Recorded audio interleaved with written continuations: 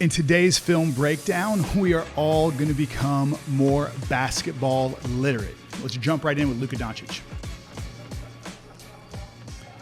You know, one thing that makes Luka such a special playmaker is the way that he forces the defense to always be caught in the wrong position and doing the wrong thing. As we watch this clip even one more time, look how he is so patient. There's a peek fake at the beginning at the rim.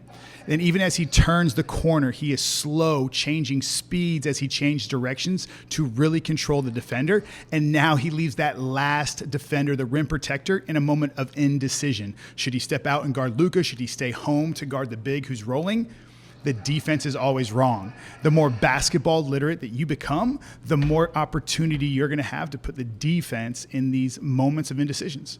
Let's check out another clip of Luka right here.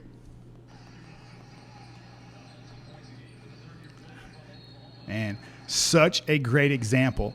Watch one more time. Even as Luka is coming off, the moment he catches the basketball, the first place his eyes go are to the rim. Now the defense is thinking shot on that first defender who's closing out. See how the defender was caught off balance, raised up on his tippy toes? That gives Luka the ability to begin to attack and get downhill. Basketball is a game of advantages. Now that Luka has the advantage on one defender, multiple defenders must come and help. Right now there are 3 defenders fully committed to Luka, which now means, hey, he has options. He has choices. That's what being basketball literate is all about.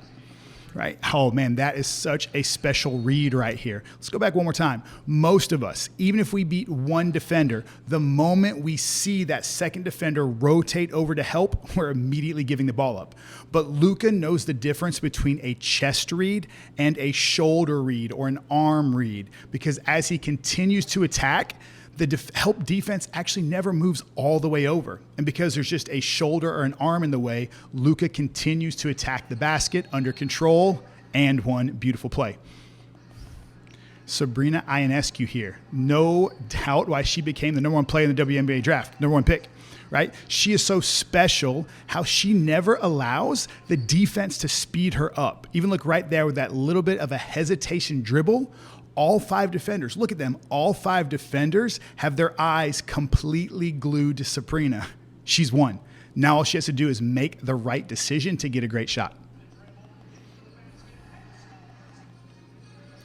Kyrie Irving, one of the most basketball literate players in the NBA.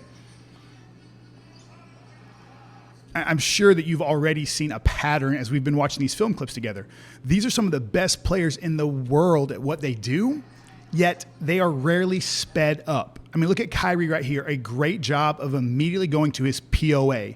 He's protecting the basketball and owning his space and then making the right attack read. Even right here with his pivot, right? He's got one foot that is glued into the ground while he's now pivoting and forcing Fred VanVleet to move. Instead of the defense dictating what Kyrie does, what makes him so special is he's always dictating to the defense. And you can see right here, the help defense is paying the price. Again, every help defender have eyes on Kyrie, paying less attention to the player that they're guarding. Again, Kyrie, a great example of a 2-foot finish. He's more under control. He can absorb contact, right? And finish, right? Should have gotten the end one there. Great example. Same thing with Jason Tatum. You know, so often the moment we catch the basketball is when we are most open, meaning like that's the best time for us to attack. Jason Tatum doesn't wait. Now, I think maybe it's a catch and shoot right there, right? Get our eyes to the rim if they're coming out at the 3-point line, let it fly. But what Jason Tatum realizes is because he's such a dynamic player, the moment that he begins to attack to the right with that jab step, right? Or that Kobe pivot out to the right, the defense begins to lean and allows him to rip back and attack, right? Teammates do a great job of making space for him to get all the way to the rim. Now, this is a contrast clip from maybe what a Kyrie or a Luka was doing earlier as we were watching. This is an example of what most of us do as players. We're attacking the basket, we see the rim, we see open teammates, and right here at this moment, this player has already made the decision of what he's going to do. And even though that's not a bad pass, open teammate on the 3-point line, he failed to stop under control. That's why it's so important to work on your controlled stops, your DJs, your quick stops, or a settle stop. When you play under control, That allows a teammate to catch and shoot versus giving the opportunity for the referee to decide if it's a block or a charge. Another example, different result, right? Similar situation, much similar situation, but a significantly different result. Right here, the ball handler beats one. Basketball's in a game of advantages. As he's gained this advantage, now it's reading the second defender. And because he comes to a controlled stop, he has options. I think it's a great opportunity for maybe a ball fake if you wanted to and dump it down to the dunker spot or maybe kick it out to a three. But this is a quick stop, a quick 2 foot right into his jumper from 8 feet away. Great basketball decision.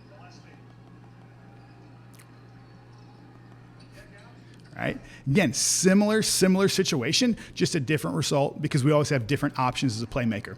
Here's a great example of number 2 right here on offense being basketball literate. What he understands is the corner 3 is the best shot in basketball. And while his teammate is open in the corner, it's not going to be the best pass.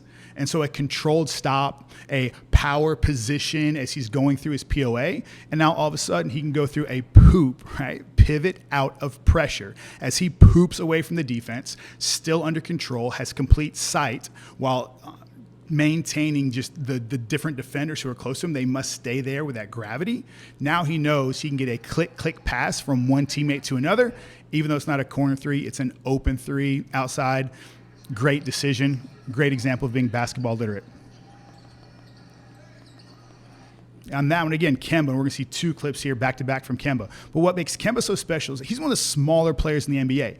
But he makes 2 great reads right here. Immediately, eyes to the rim. He sees he has a bigger defender after the switch. And so in a jab and attack, now puts that defense in a disadvantaged situation. The defense is always wrong when you can play make like Kemba Walker. And now Kemba Walker, because he sees the defender rotate, the help defense comes, he quickly goes into his boom 1-2 pull-up to get the shot up before the defense can get there. Similar situation, a bigger player on Kemba Walker. He's rereading again, and always putting the defense in a disadvantaged situation. I said it earlier, referees love to honor control. They recognize control. And this is a really cheap foul call. Yeah, obviously, right? But what Kemba does so well is demonstrates control throughout his attack. And just that little stop right there, that controlled stop before he goes into his floater, is what gives him the advantage of the defense and why he gets that foul call. Kyrie, again, a great job of cobbing, keeping the defender on his butt before the second defender rotates, gets his floater off. Now, watch Jason Tatum right here. He and Klay Thompson both love this reverse pivot spin move. Anytime you feel the defense really pressed up on you, it's a great opportunity to go into your spin, attacking the rim. We might not all be able to finish like Jason Tatum, but we can all make this read. It's a great reverse pivot and a 2-foot finish at the rim. That's what being basketball literate is all about. That's what it means to be a playmaker. Let's watch Maya Moore. Right, Maya Moore right here. This is a quick attack. As she catches the basketball, she recognizes that all the help defense is toward the middle of the paint. And so her quick attack is a rip back attack where she rips towards the baseline, finishes under control, off of 2 feet, is rewarded with a foul. All right, oh man, this first clip was so good. Just want to watch it one more time. All right, being basketball literate. That's what we're talking about today. And if you want to be basketball literate, you are making reads. You are using your POA, the different things that you see as a playmaker, the different things you work on as a playmaker. As you begin to build those habits together, put them together, 2, 3, 4 great habits on the same play, that's when you're showing off your basketball literacy. That's when you become the playmaker that you want to be.